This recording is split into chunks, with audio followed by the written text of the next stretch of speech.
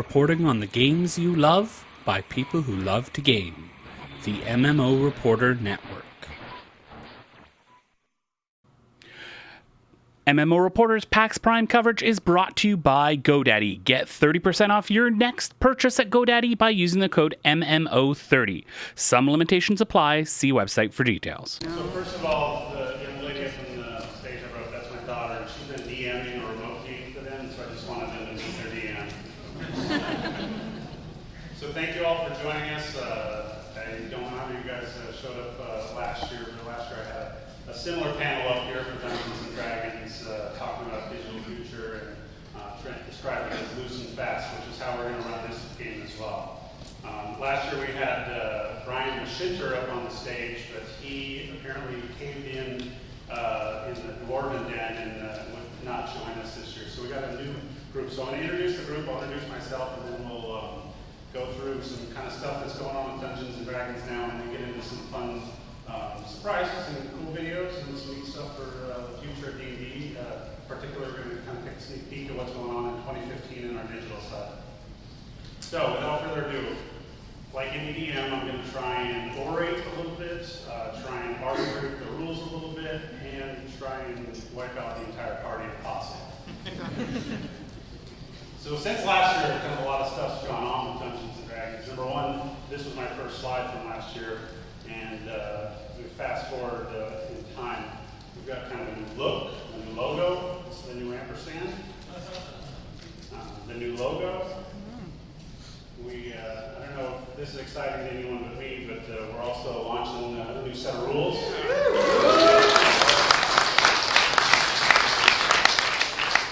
Just had a show of hands. How many people play tested the new edition? Okay. A couple more than I thought. How many people have already gotten the player's handbook? How many people have already gotten the monster manual? Did you guys go to Gen Con? So, monster manual I think comes out in like 2 weeks. Laura, correct me if I'm wrong. 2 weeks? 2 weeks, okay. So monster manual comes out in 2 weeks, and then the Dungeon Master Guide's later this year. But I hope you guys are having as much fun as we are. Also, what's happened this year is we kicked off the Tyranny of Dragons. This has been an exciting campaign. I love the art, the storytelling, the adventures on it so far are fantastic.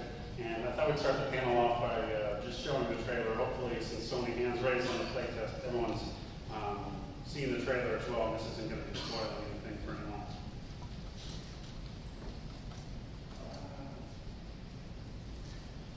And now I messed it up.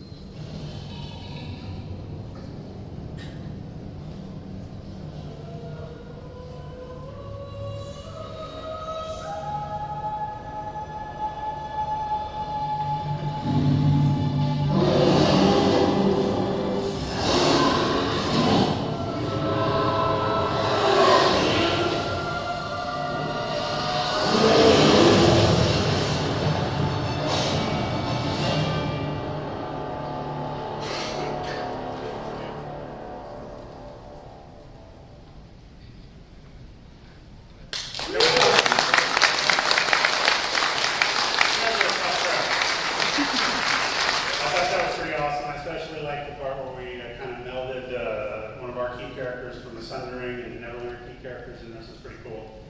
So without further ado, I should probably introduce you guys. But I think I have one more obligatory marketing slide. Just a reminder, we're very excited about the Tyranny Dragons. These are the different products that we have out right now that are ways for players to engage in. We've got the Tyranny Dragons module for Neverwinter. We've got 2 of our adventures. We've got the shirts and the minis, and one of my favorite ones is Jim Zub is working on a Baldur's Gate comic with Minsk and Boo coming back, so that's pretty exciting. And then the Adventures League logo on the Dungeons Kit down here. So we've got a set of digital tools with the partners from Trapdoor that are coming out soon on iPad and other devices to store near you soon. And those are great for running tabletop adventures with. For the first time, I think we've got a really robust tool set that's for use at the table that doesn't take away from the storytelling, it just actually enhances it. And I put the Adventurers League because we run weekly games every Wednesday night at local hobby stores, and so they're a great tool. You sit down, you get your character stats, everything on there, and you can be playing the latest adventures. So that's kind of the end of my marketing plugs, but I really want you to engage with the story because I'm about halfway through the Board of the Dragon Queen, and it's outstanding. The guys have been doing a great job, not only in the course intervals, but also our partners at Cobalt Games doing great adventures for us. So I'm the marketing director for Dungeons and Dragons, Nathan Stewart. Sorry, I probably should introduce myself. So that's why you're getting all the hard sell. But these guys, they've got fun stuff. This is the title, so I just want to keep us all in the same spot. So we're talking about next year, Forgotten Realms, and these guys play an important role. We've got some other cool stuff that we're going to talk about later. So this is just a part of it. We're doing a lot of cool stuff. First, we're going to introduce Rob Overmyer. He's the executive producer at Cryptic Studios, working on Neverwinter. He normally plays a halfling great weapons fighter who wants to be a bard, but I told him I didn't have that in my computer, so how about he would be a dwarf fighter? And he said that's cool because Gur's brother, Dur, is a dwarf. It's true. On his father's side. Yes, okay. And then... A lot of charisma, by the way. What? A lot of charisma. A lot of charisma. Not so much. Trent on the end there, I would say a little less charisma, a little more strength. I put Minsk up here as the player for you today. You didn't actually play Minsk in your campaigns. That was Cam? That was Cam. Cam recruited Minsk as his character, and Minsk was so dumb that he needed some kind of animal companion, or he just would not survive. Right. And after numerous begging and pleading sessions, he was given a hamster. And then Cameron tended to extend his kind of story.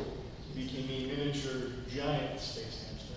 I think most people like me have heard this and know the story. So, basically, he's the only one who really thinks that. I mean, he hasn't really convinced everyone that he's a giant miniature space hamster. No one knows. No one knows. At the end of the day, is Minsk's version of reality correct or not? It's hard to say.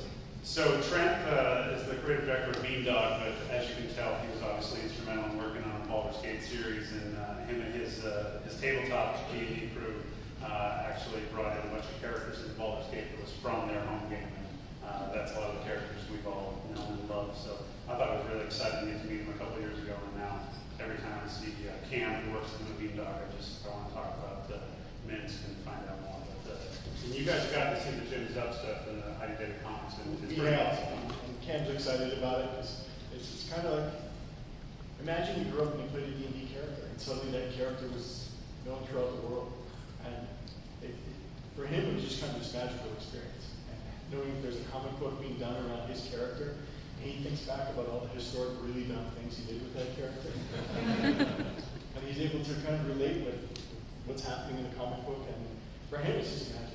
And he loves the fact that people like Minsk because he felt that our DM really did.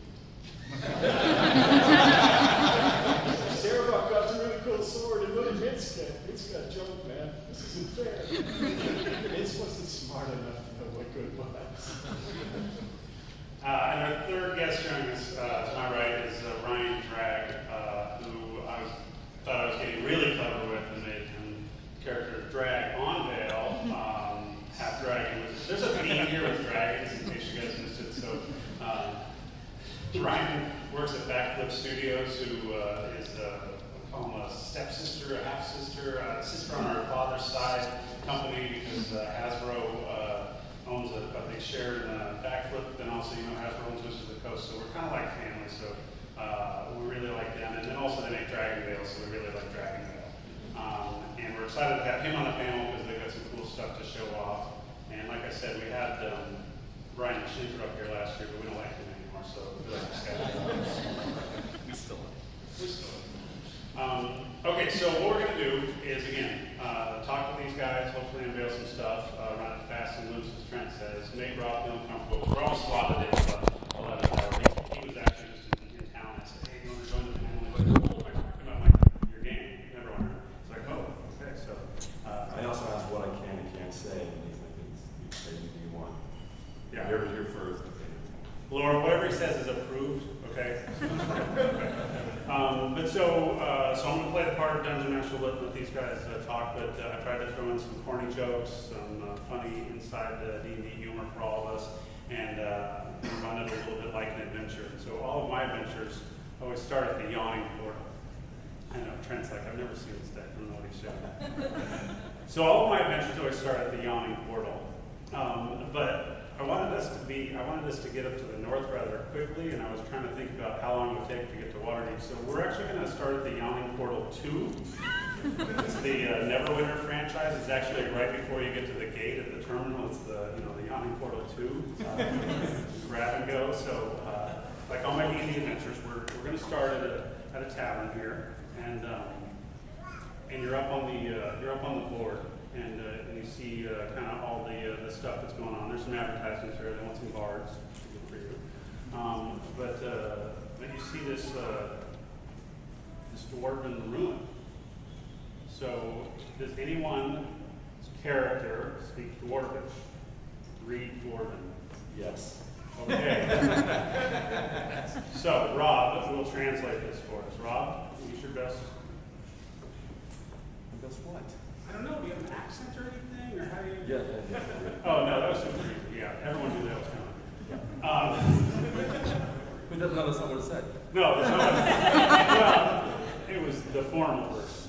Oh, yeah. Basically, we're saying Neverwinter is coming.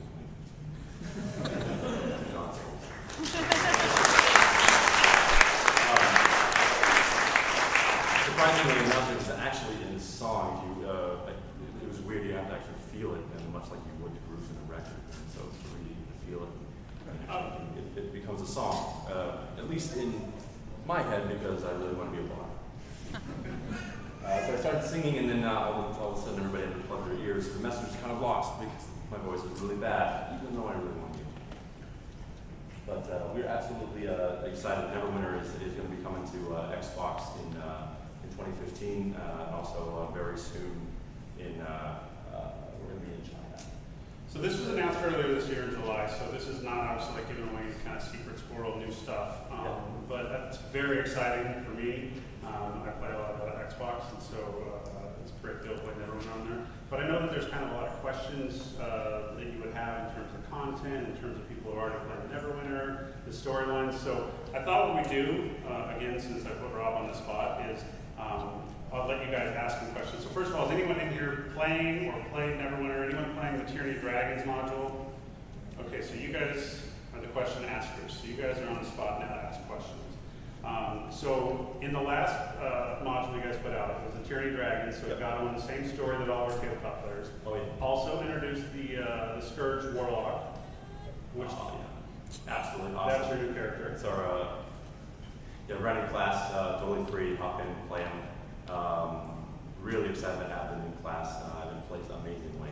You should all be playing. That's great. And then anybody who's going to the live game tonight over at Benaroy Hall to watch Chris Perkins and the team, I think we're giving out cards there for some cool dragon gear and everything as well. But one of the things, I'm going to start off with the first question. Okay, so I've got my character, I'm playing on PC, and I get the Xbox One version. How much am I paying for that? Absolutely nothing. So it's free to play. Wait, I'm sorry. How much are you paying for an Xbox One? No. Depends on the price tag. Okay. But the game itself, no, it's free. It's free. Yep, free to play. And then who wants to ask the next question? Or I'll start one more. Okay. Can I play my same character over on the Xbox version? No, we do it to others. Okay. Yeah. Other questions? Anyone with a Neverwinter question? Yes, sir. So I see up there it says presumably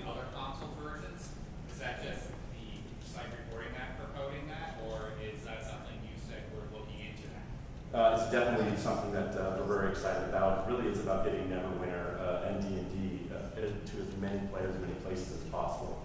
So there's a lot of possibilities. It's something that we definitely want to look forward to. That is definitely a space that MMOs are going to be great to play in. Neverwinter is action-based. It's really fast. It plays really well on console controller. We've done a fantastic job getting the UI to feel good on the Xbox One. So where we go is really sort of up to what the limits of those spaces are. So that's definitely a place that we want to be. Yeah. What's the free play model? Is it the sort of the monetized turbine model where everything's incrementally costs in the initial, or is it a complete free to play? So you can play the game start to finish, do everything you want, playing the game for free. There's some cosmetic stuff, there's some packs, we have microtransactions, but those are not necessary or absolutely required to play the game. You can get into the epic dungeons, you can play all this stuff, as well as you can in-game, you can earn currency in-game and then you can use to transfer over those things as well. So you don't have to spend your hard-earned cash. You got some time, you can use that. But absolutely, you can enjoy Cheering Your Dragons start to finish without ever having to pay anything. And that's really our goal, to be able to have the same gameplay experience in the tabletop in the PC coming to console soon, as you would with your friends all over the place. It's really about feeling like D&D, playing in Neverwinter, having that same sort of story experience. It's not the exact same experience, right? Every DM, you can tell, is different. But it's about having that same sort of fun, right? So you're gonna hop in and play Cheering Your Dragons. You're gonna sort of get introduced to the story of all of these factions coming together that you normally wouldn't. And it's the same story that you'd be playing on the tabletop with your friends. There'll be some changes and some differences, but I bet they'll be welcome. Next. All right, so I did have one other question on that. So there are different servers. I can't play my same character in there, but when you roll out the next module, presumably working with us and doing cool story stuff again, the Xbox One version, the PC version, they'll be rolling out the same content. Yeah, so we're going to work really hard, and it is really hard, to make sure that we have that the content on Xbox and PC are as close as possible. So there won't be a great delay. But there is logistics, submission into Microsoft to get all that through. But we're going to plan for that, and so our goal is to have them be as close as possible, so that if you have a friend that's playing on console and you have a friend that's playing on PC, they're going to be able to talk about their experiences even though they're playing on different servers. Yeah. How's Neverwinter handling how's Neverwinter MMO handling the transition from 4th edition to 5th edition D&D? That's a good question. I'll repeat those, or you want to mic? So the question over there was basically, and this is a softball for Rob, so thank you, because he's answered this like 53 times. The question was basically, how is Neverwinter MMO handling the transition from 4th edition, which is what we were running when they started, with Neverwinter, to the 5th edition, which obviously we started launching this summer? Yeah, so really my answer's going to sound a little bit canned. I have answered this question a lot, and also Nathan's told me what I'm allowed to say. It's for us on Neverwinter and the dev team. It's not about eds.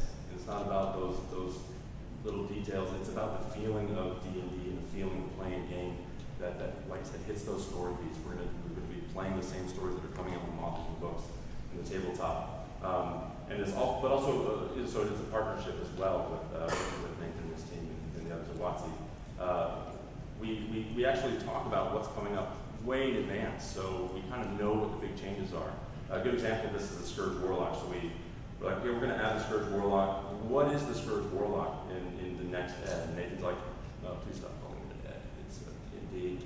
And it was we went back and forth. We discussed, what changes were coming to the Warlock, what we can do, where we can push here and there. We even talked about what packs that we wanted to do. So it wasn't really about rules saying we've changed these things, so you need to change the game. Neverwinter exists as a game, as an experience, but as long as it stays true to the experience of D&D and people are having fun playing the game, that's really sort of what our main goal and what we're shooting for. So does that answer your question? No? So let me expand on it a little bit because this is one of the things that I love that these guys are doing. So this is actually embracing how we're approaching the current editions now. We created a fantastic rule set, obviously with a lot of your guys' help, which is really cool. It's great. It's wonderful for playing tabletop Dungeons and Dragons. I think it's great for getting new players in. My wife over there in the corner has made her dwarf wizard, and we're jumping into the starter set kit. But the rules are really to drive the storytelling at the tabletop game.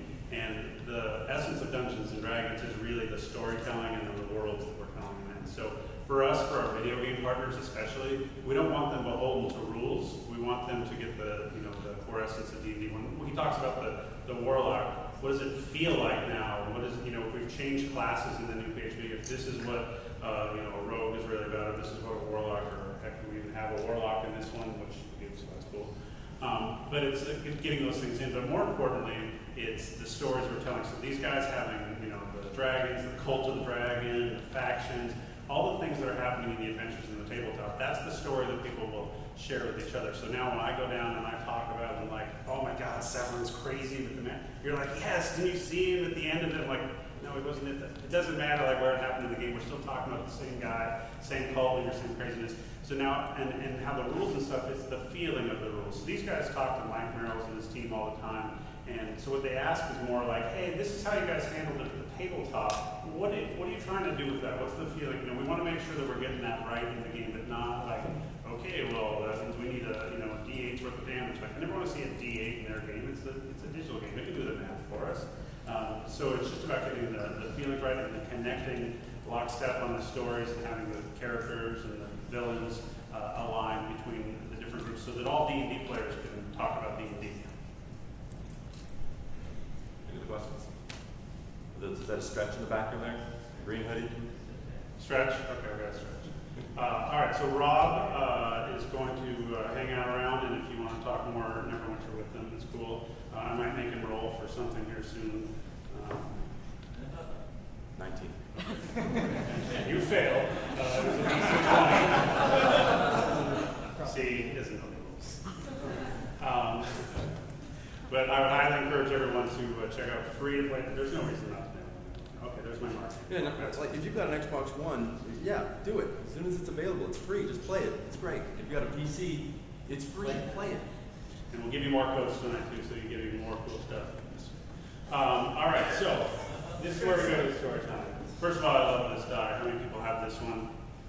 How many of you want to make a sound when it rolls on one, just like a right?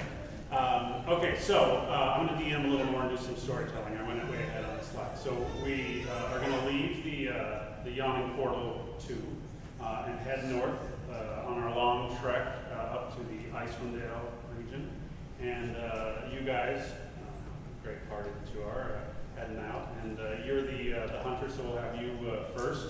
And you start to hear like some rumblings. You guys are walking the trail kind of on a mountainside. And you start to hear sounds you're not sure. So why don't you roll and make a dexterity check? 19. What do you guys think? I'll give you guys I've got the failing and the succeeding. Show of hands, how many think that a 19 succeeded? How many think that it failed? So it's really close. Okay, at the end, if we have time, I'll go back and show what happens if it failed. But he made the dexterity check, and you guys evaded the landslide coming down. So basically, a bunch of rocks and boulders and everything coming down, and just as you guys jump back and kind of dust yourself off, you're like, whew! You realize what caused the landslide. That's my setup for you, Trent. I think that line is exactly how the beginning of Icewind Dale starts. And so Trent has got some fun, exciting news on Icewind Dale Enhanced Edition. So I just stole his thunder because I got the mic. So this is very exciting. But Trent is going to jump in and give you the details on this. So we've been on development with Icewind Dale Enhanced Edition. I kind of want to roll back a bit, talk about Baldur's Gate first. So yesterday we shipped the Baldur's Gate 1.3 patch. So we're continuing to work on Baldur's Gate. We think it's a great game. We're really taking on this kind of role of curator. and we're continuing to evolve it as we go forward. 1.3 fixes a lot of things. Specifically, when we shipped the game, we cocked up pretty royal. Multiplayer was bad. We tried and tried to fix it. We found the issues. One of our guys, Scott, I think he's aged about 5 years doing this, but we finally, in this horrible legacy code base, have managed to find and fix all the multiplayer bugs that we've run across. Multiplayer is now stable and awesome. We've also added in incredible font support. So we've got true type fonts and crazy resolutions. The game is actually playable on your iPhone. So the big thing I would say is don't play it on the toilet because you lose feeling in your legs after about an hour. And when you're going to stand up, you just can't. You guys play tested that? Yeah, I may have tested that. It takes about a half hour to get feeling back in your legs and be able to walk properly. So it's pretty awesome on the iPhone, and we're excited. Apple's going to be potentially coming out with a newer iPhone with a bigger screen, so that might even make it better. I'm actually pretty excited about this because I have a lot of time with my young one where an iPhone is so much more practical than the iPad because she shuts off all the games. So the iPhone is in one-handed play while I'm rocking her to sleep. So this is pretty cool. Okay, so I went out of order. Bad demon. Yeah. So Icewind Dale Enhanced Edition.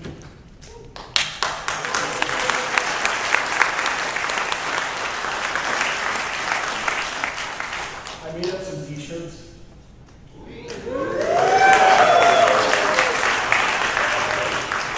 got about 100 of them backstage, and I'm going to be just throwing out at people at random. There's a mix of women's and men's, so if you're a guy and you get a woman's, view it as an opportunity. If you're a woman and you get a guy, view it as an opportunity. You could make a new friend. Like, would you like an Icewind Dale t-shirt? I would like your car. So we've been in development on this for quite a while. What we've learned with the Baldur's Gate code base is when we promise release dates, it punches us in the guts. And we blow those release dates. We're currently in beta. We have a bunch of testers working on it. It is trending well. We're not going to promise a release date, but all I can say is it's going well, and we're hoping soon. And I've played through it myself. I played it on Android now and on iPad. I've also played a fair amount on PC. I have poked it a little bit on the iPhone, but I wound up running out of space on my phone and I had to delete it. That's kind of what happened, but the basics, we've added a ton of new content. We've added both expansion packs, Hardwinter, Trials of the Lure Master, unfinished business stuff is in there. As well, you get all the classes and kits from Baldur's Gate 2 to play with Icewind Dale.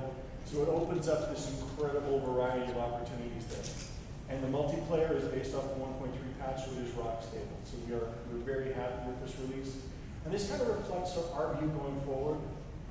With just us and Wizards involved in the relationship, we're not making dumb shit decisions anymore. We're making the right shit decisions. We're going to get a game nice and solid, and then we're going to ship it out to the fans. Just out of respect to the fans and respect to the property. Like, we love these games, and shipping broken builds doesn't do anybody any good. So, with Wizards as a great partner, and with ourselves, I mean, we're committed to making good versions of these games. And I think when Icewind Dale ships, everybody's going to be very happy with it. It's going to be very solid, very polished, and very well tested.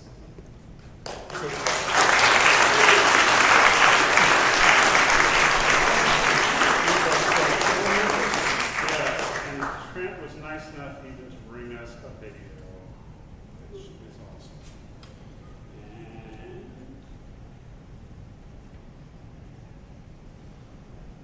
It's with logo.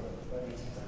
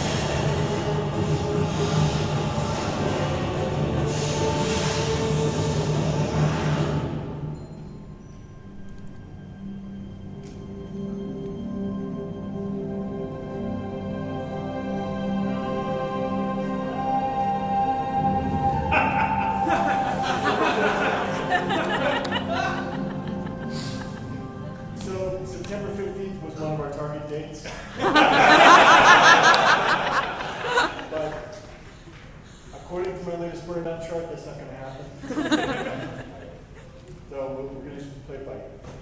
And then ultimately we want to shoot the game. So we want you guys to be happy. I should have named that Icewind Dale with logo. I should have named it Icewind Dale with wrong date. Icewind Dale with logo and wrong date. Didn't say what year. Icewind Dale, one of the biggest things about We it. didn't say what year. Yeah, just Icewind Dale had just beautiful background art, and you start playing it on a tablet or something, you zoom in, it just looks brilliant. The art looks outstanding. We're very, very happy with how the game's turned out, and I think you guys are going to love it.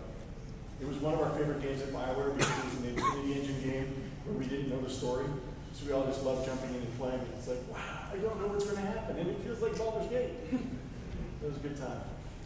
And then Trent gave me this slide to pre-order, but then I was like, Trent, didn't you bring people a bunch of free copies? Yeah, so I had them here on the desk, but I gave them away to somebody else.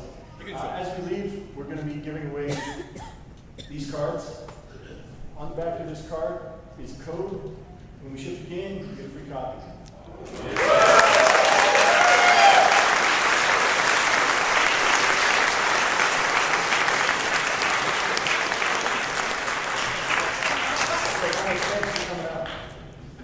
That was it? You're leaving on that note? 2 free copies! Okay, one note.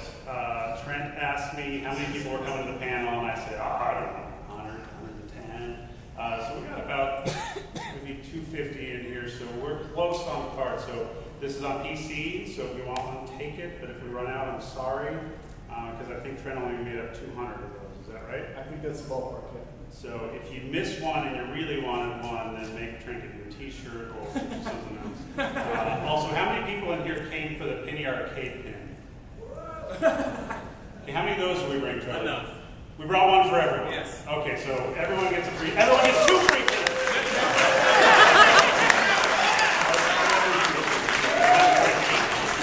You're getting cool stuff, okay. You're fired, man. I'm fine. Okay, Trent, thank you as always. Next. Oh, actually, I think I had a question over there. Oh, I'm sorry. What was the question? I missed it. What was your Sir, question? what was the question? Will it ship before December 31st, 2014?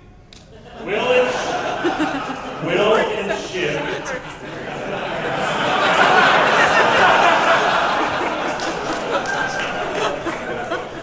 Yeah.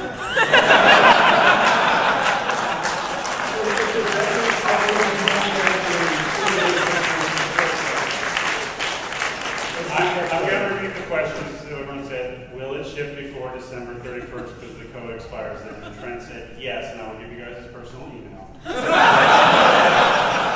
The gentleman closest here, right there, sir. Regarding the Android port, how small are the Android devices work on? So the question for the rest of the group was, how small will it work on the Android platform? It comes down to if you have a stylus or a really small fingertip. So I have a Galaxy Note 2. yeah, we've got lots of people that are playing it on the Note 2. Okay. I played it on the iPhone a couple of years ago when we were still in dev before we increased the font and the button sizes. And I was using the side of the tip of my pinky like this. About 2 hours in, I developed the most atrocious crap you can imagine. But it is playable, and if you're into it, it's actually a pretty decent experience. Okay, sir, if you wouldn't mind standing up so I can hear you, but definitely. Any news on Planescape? Any news on Planescape? I will field this one. No news on Planescape. We're focusing right now, but I will say that these guys have been fantastic partners, and we love getting them to come out with the new stuff. But also one of the things that's really important for us is that we're telling stories in the Forgotten Realms together right now, and this is where we're focused. So as we start expanding, we're going to always kind of look to our partners who deliver fantastic games and find the right ones that mix. So it's not out of the question, but it would have to relate to our bigger overarching story where we want to take people before we made it a priority. And officially, we don't have any Planescape in development right now. My answer was so much cooler. It was. Sir, right up there, we got another, oh, he's got a mic. So as a Mac gamer, I just want to thank you guys for bringing them to that platform. I love playing classic games.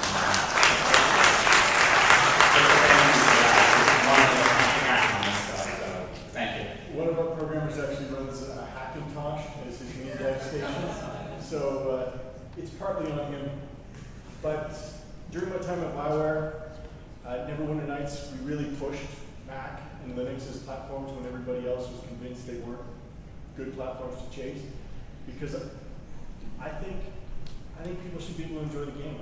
I like the Mac platform. I like Apple platforms. I like PC. I like Android. I like them all. And as a matter of fact, the device I'm going to use is just kind of random on a given day. Sometimes I play with the Galaxy stuff. Sometimes I play with the iPhone stuff. Sometimes I'm playing on PC. Kind of all over the place. So every platform we can get on is another platform I think we can have a group of fans who are well rewarded. And we love having the Mac people playing the game as well. Is there any capability to share the save between PC and the mobile platform? We did some research on it initially. The biggest problem comes down to... Will you make sure that everyone asks this question? Sorry. So the question was just, is there any ability to take your save games from... Oh, he was on a mic. I like the issue. And so we did some research into it. The biggest challenge we've got is that everybody's got their little closed garden. Apple has their save system, Android has theirs. So we need a system that's going to work across all platforms. So we did some initial research using Dropbox as a back end. We're probably going to go back and continue on that research because our goal is literally to have a seamless, especially if you can play it on your iPhone on your commute and then jump over to a tablet, jump over to your PC at work. Hopefully nobody's watching when you're playing. And then when you get home, you can start playing on your Android tablet or whatever. Is the save file simple enough where you can just like manually pull it? If you grab the directory that has the save game in it, you can move that save game to whatever platform and you can play there. So if you can move the save game yourself, you're good. We're trying to build a system that will handle it universally, but that's a big fight. All right, one more question on this one. Just out of curiosity, so the question was asked that one, because I know that wasn't on the mic, which is the save file easy to transfer back and forth on. This last question, then we're going to move on. Baldur's Gate 3? We're really interested in Baldur's Gate. I mean, we've invested a lot of time and effort. I've been on the game twice now. So we know the universe. We're pretty interested in the possibilities in the space, but I think we love the idea of a Baldur's Gate 3, and we love the idea of the potential in the Forgotten Realms for that kind of story to be told again. And we're talking to these guys all the time, continuously poking Nathan. So Nathan, with Baldur's Gate 3, that'd be a good thing. Well, I asked Trent if there would be any kind of demand for Baldur's Gate 3. So would anyone like to play Baldur's Gate 3?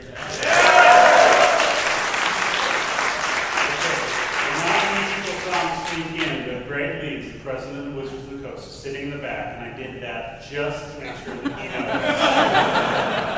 All right, so he knows, and we're going to try and make that happen the best way we can. Now, we know Baldur's Gate franchise is super exciting, and we're looking to bring better and better games and cooler, bigger games. And Baldur's Gate 3 is definitely on our list, but it's a big, tall order.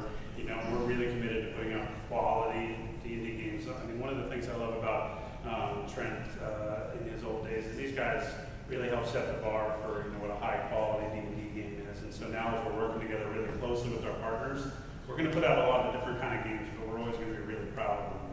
So when you look at the games that Trent's doing, when you look at Rob's game, if anyone has played Neverwinter, you'll agree, it's an awesome game. It's a great D&D game. You might not like MMOs, but if you like MMOs, it's a great game. And so we're very proud.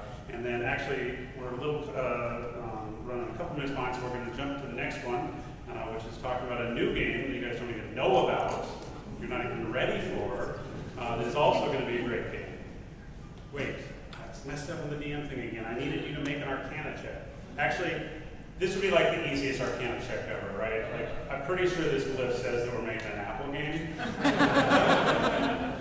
Well, he rolled a 9, so that's good. I mean, this is like a DC 5. So, yeah, he needed a 5 or better. So I'm pretty sure we can decipher what's next. There's going to be a game on the Apple something. And Ryan, we're going to kick his off with a video as well. And there we go.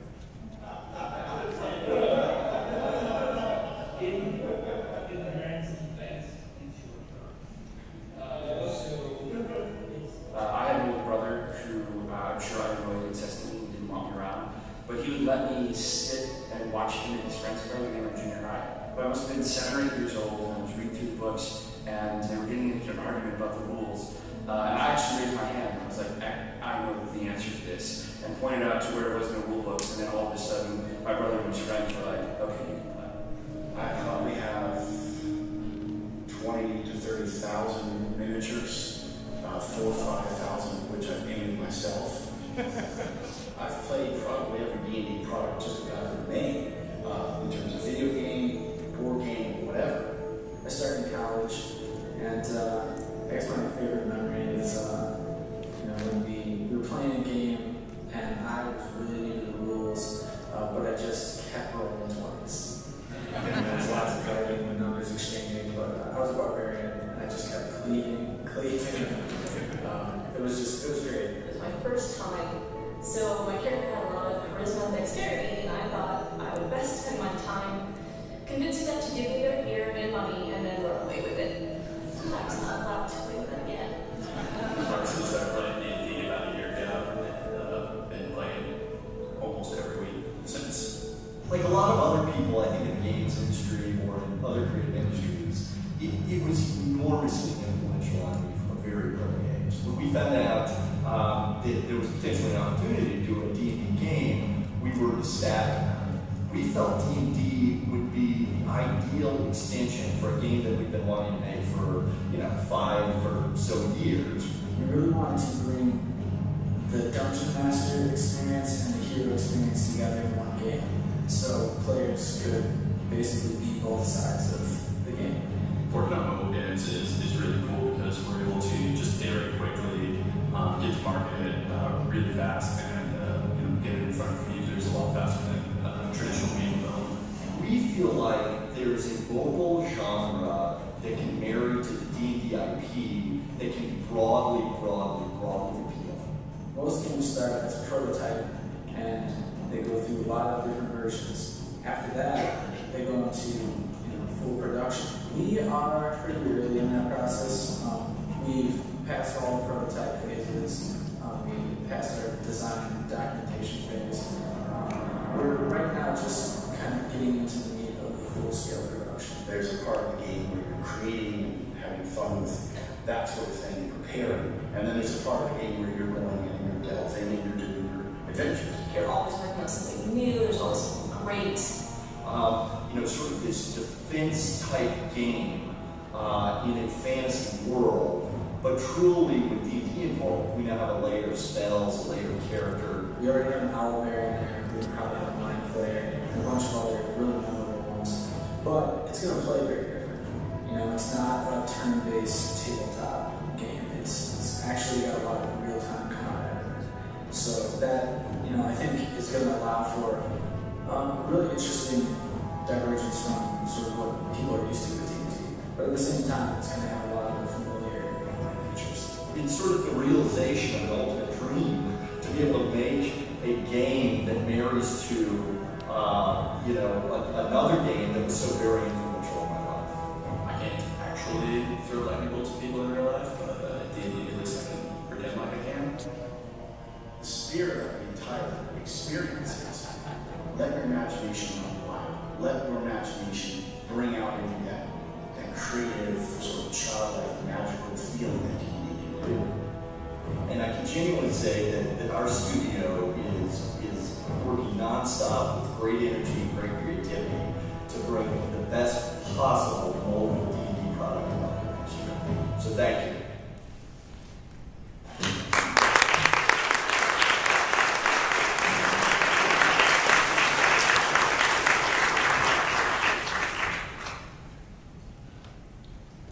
So first of all, I think they were a bit cryptic in there, so I'm glad that we have him up here to answer some questions. Second of all, he's the creative director in the art guide, and so I just want to say that I think the art that they showed there is amazing. I think it's awesome. They've been working really close with our art directors, and so I think we've got a very unique and fun field, but at the same time, very Dungeons & Dragons. So personally, I want to thank you. I know there's some other people on your team, but you guys have done some cool stuff. And when I shared the visuals with our art director for this, and just making sure that they were all on brand and on D&D, he's like, oh yeah, they're amazing, they're awesome. So I think awesome means approved. So, so like I said, we're not talking about everything yet, but I think kind of what I heard is you basically said you get a little portable dungeon in your pocket. So do you want to talk through a little bit to just kind of reiterate some of the points on there in terms of what you guys are working? I think that we know for sure that you guys love D&D, which is awesome, because I think the whole room does. And so it's great that you guys have so many people who play D&D. Although Aubrey, I don't know how that dude works, because painting miniatures is a really, really detailed thing. So to keep that video, like, I don't know how he has time for anything else. But why don't you talk us through the process and the game a little bit on what you're sharing now? Sure. So I'll just tell a quick little history of the company. Has anyone even heard of Backflip Studios before? A couple people? Okay. Sorry. We basically started with simpler games in a simpler studio. We were really small, about 4 people when I started, and now we're 100 people. So we are taking on bigger things and more, exciting projects. And that being said, we want to make sure that we create a D&D experience that appeals to mobile gamers. We want to make something that's truly made for mobile, and especially for iPhone. Button sizes, all sorts of things like that aside, there's all other factors that go into that, and we're trying to consider every single one along the way while maintaining a great Dungeons & Dragons experience. So I want to try and explain as much as I can about the game, but I'll leave a little bit of Q&A in there for you guys later. Well, and to be fair, just so everyone knows, they were nice enough. This is the first we're talking to anyone about the game, so we thought we'd get a bunch of people who love Dungeons & Dragons, who are going to come down and play D&D, watch a live game and hang out. So you're going to see some articles and stuff pop up after this, but basically we are breaking the news here because I love having the fans face to face, and we thought this was a really cool thing. So they're not saying much, but they are sharing it with the fans, which I think is a really cool way to do it. So thank you guys. Also, we have about 10 or 15 folks from Backflip here, so they're super excited about that game, just like we are. Yeah. So to reiterate, basically we wanted to share as much as we can with you guys. Obviously, I hope you understand that we can't share everything, but like I said, I'll answer questions to the best of my ability and try and give you a rough idea of what we're doing. Basically, like I said in the video, we're making a game that has both sides in it. You can be the DM and the hero, and it's a little different, because of that. You're kind of playing both sides. And, we're mixing that in there. You do have a dungeon. You operate a dungeon, but you're also a hero, and you will have a party that you can go and attack other people's dungeons with. These will be real people that you play with. They'll be your friends. But not necessarily real time. But they'll have all of their equipment and abilities and all that stuff. So that's kind of the rough feature set that I like to explain. You can be a DM, you can be a hero, and you can go attack other people with your friends. So that's the rough of it. It's D&D, right? We got our group. We're going to go raid. I mean, obviously, we're going to go against all odds and probably be heroic. Right? Also, I noticed there was an owl bear in there. Yes. Yeah, that's pretty awesome. My favorite. Whose favorite is an owl bear? Who wants an owl bear in there? Who wants a mind flayer in there? Who wants a rust monster in there? Okay, who wants a beholder in there? Are you guys working on that next? I hope. Yes. Okay, good. And in the video, we started with a lot of more generic characters just to get things rolling. And we're still debating which particular classic characters we want to have in the game. Because it's really important to us, and we don't want to just haphazardly throw them in. We want to pick the right ones and talk to the fans and make sure we get that right. So. We have a question right there. There's a gentleman in the back.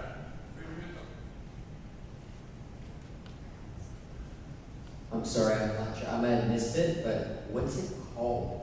That is one of the things we are not saying yet. All we are telling you now is that Dungeons & Dragons, the Wizards team is working with Backflip. We're making an awesome mobile game, and what do you guys call it? You keep kind of referring to it as kind of a castle defense style game? Internally. Dungeon defense style game? Internally, we're calling it D&D Siege, but it's going to probably have a more interesting name than that. Like I said, it's really, really early, so a lot of things are going to change, and we want to make sure the name reflects the game the best possible. It reflects the part of D&D universe that we sync up with as possible. So, you know, we're holding off on that at the moment, but you can call it mysterious backflip D&D. Well, I will throw in my vote. So I don't have naming votes, but my daughter's name is Harper. I play a Harper in the Forgotten Realms, so something with Harpers would be good. All right, we've got another question. Sir. So it's probably a fairly good bet that it's coming out for both Android and iPhone. Are you guys considering it coming out on any other devices such as 3DS or Vita? No, not currently, but we as a studio switched to Unity, so that does open up some possibilities for other devices. Makes the Android iOS dual situation a lot better. It also, you know, like if you don't know what Unity does, it can launch on a lot of different platforms. So we as a company like to focus and make sure what we launch on, we do it right and we do it well and it fits the device perfectly. So we're probably going to stick to, you know, a smaller launch at first. Sir, you've got the mic. So what about the game? Because I mean, I saw it just now, and I saw D&D. You know, like I saw an owlbear. I saw, you know, so I'm curious. But what about it makes it a D&D experience? Well, like I said, it is different. It's not. We're not trying to emulate the Dungeons and Dragons actual pen and paper game in a real time experience. But what we are trying to do is pull as much of that into it as possible. So essentially, all of the content is going to be D&D. All of your characters and spells and traps, everything in the game is going to be from that universe as specifically as we can possibly get. We're also going to throw in all sorts of fun bits as well, like there'll be a little bit of dice action in there, but only so every once in a while if you hit a critical hit or something. And I don't think this is saying too much, but things, concepts like leveling, how your character classes play differently, the environments, what they're doing, are very much they're talking to the guys in terms of this type of environment, that type of environment, in terms of being, you know, relatable to both the creatures or where we're playing. So they're going through and they're talking to the guys, Mike Merrills and, you know, Rodney and all those guys working on D&D, and just basically, you know, getting kind of these core essence. One of the things about making the new version or the new edition of Dungeons and Dragons that we want to do is there's been 40 years of D&D, and we've got all these different player types. So we really wanted to kind of boil it down to what really D&D was at its base. And we talk about storytelling, and we talk about this heroic adventure together, and we talk about going with your friends, and then you start layering in what the Forgotten Realms you know, brings to that equation. All of a sudden you get every D&D game doesn't have to be the same, but every D&D game has to have this, and this. And so we're working with them on the core concepts that this is absolutely a D&D world, this is absolutely a D&D game. It's just not a turn-based strategy game, and it's not a tabletop game, but the concepts that you love about those and the storytelling and the sharing of those stories and adventures with your friends, you're still going to have all of those experiences. At least that's the bar, and I've gotten to play it, so I also know that I'm really excited about it. And the thing that makes me most excited about it is to actually play this with my friends. So that to me says, okay, well that sounds pretty D&D to me. So that's kind of it. I want to be conscientious of time. So this is just a peek at what we're doing in 2015 on our digital side. These guys are great partners, and as Trent will tell you, and actually Rob, we've been working together a while now too. Yep. So what we're trying to do is we're trying to find the best developers to work on awesome Dungeons and Dragons games that are really Dungeons and Dragons, and then get the game out that they want to make. Get the vision that they have that's really D&D out there, and then continue to work together and build on that, and continue doing storytelling. So when we come back and we announce the new story, then these guys are like, oh, well, this is how I'm going to do it in my game, this is how I'm going to do it in my game, and get those platforms out there, because much like Trent wants to get Baldur's Gate and Icewind Dale and all of those to everyone out there, we just want everybody playing Dungeons and Dragons how they want to play. So that means pencil and dice, great. If that means PC, Mac, great. If that means iPhone, if that means console. So we're just going down this path where we're going to tell great stories, we're going to have these awesome adventures, and we're going to have these really talented developers helping us tell those stories with us. So that's kind of the roadmap for the future, and I hope to come back next year and invite these guys up and another digital partner or two and tell you the next cool stuff. But be on the lookout for these guys' games in the short term, and then for some, we've got some other tricks up our sleeve that we'll announce that'll kind of continue with the same philosophy. So I think that I want to thank all of these guys, especially for the free codes, the free shirts, the information, the sneak peek, giving it to us before everyone else. So first of all, thank you guys very much.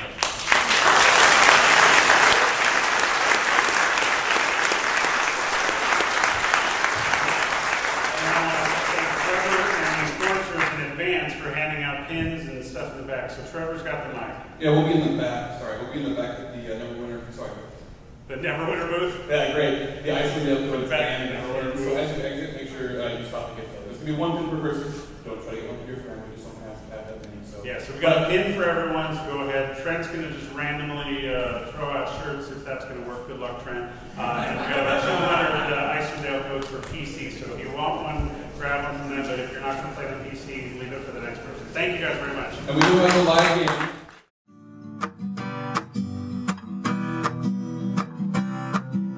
Thanks for watching the video, everybody. Don't forget to check out all the other podcasts at MMOreporter.com or by clicking on any of the links here. And please check out our Patreon campaign at patreon.com/MMOreporter. Thanks, everyone, and see you in game.